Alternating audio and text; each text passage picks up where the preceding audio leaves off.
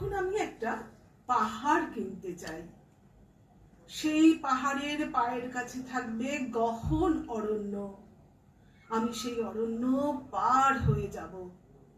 তারপর শুধু রুক্ষ কঠিন পাহাড়, একেবারে চূড়ায়, মাথার খুব কাছে আকাশ, নিচে বিপুলা পৃথিবী, চরাচরে তীব্র নির্জনতা। আমার কণ্ঠস্বর সেখানে কেউ শুনতে পাবে না। আমি ঈশ্বর মানি না, তিনি আমার মাথার কাছে ঝুঁকে দাঁড়াবেন না। আমি শুধু 10 দিককে উদ্দেশ্য করে বলবো, প্রত্যেক মানুষই অহংকারী।